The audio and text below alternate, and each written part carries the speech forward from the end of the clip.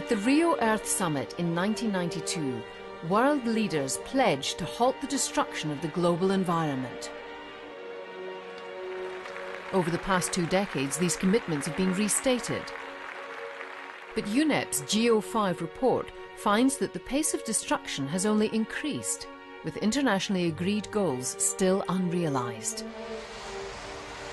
The GEO-5 report provides a sobering balance sheet of the last years, and it provides a number of clear indicators that on most of the internationally environmentally agreed goals that already exist, we have either not been able to make a great deal of progress, very often have failed to meet those goals, or in many instances are also still confronted by the fact that we are not able to measure and track progress. On the eve of Rio Plus 20, several critical thresholds are approaching, beyond which abrupt changes to the life support functions of the planet may occur, with grave consequences for human well-being. But there are glimmers of hope.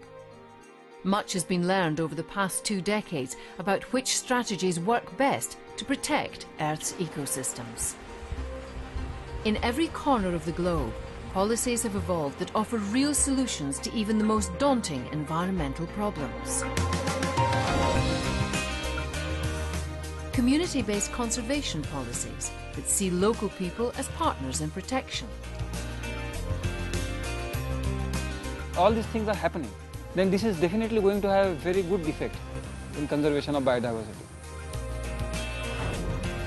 Biological corridors that improve the effectiveness of protected areas, even across national boundaries.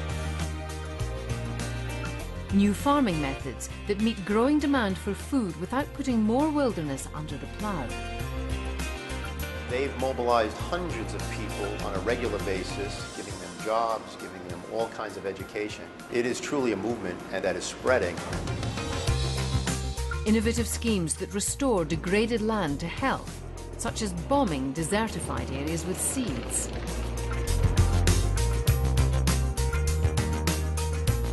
Market-based mechanisms that pay for the protection of vital watersheds and other ecosystem services. We think that growth, wealth and environment go hand in hand. I think these paying for services projects offer a lot to countries. It's also a way to get the private sector to understand the value of protecting the environment.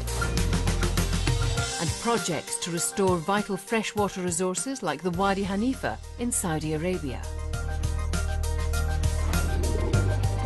Marine protected areas that benefit coastal ecosystems as well as local economies.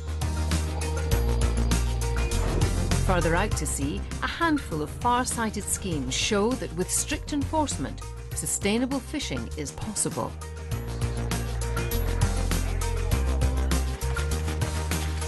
Recycling approaches that deal with the toxic chemicals in obsolete electronics and other goods. Feed-in tariffs to speed the transition to renewable energy.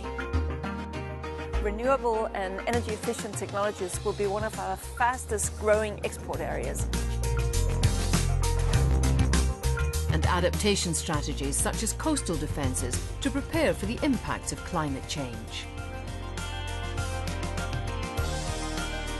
Scaled up, adapted and replicated throughout the world, policies like these could yet put economic and social developments on a sustainable footing and help countries meet internationally agreed goals.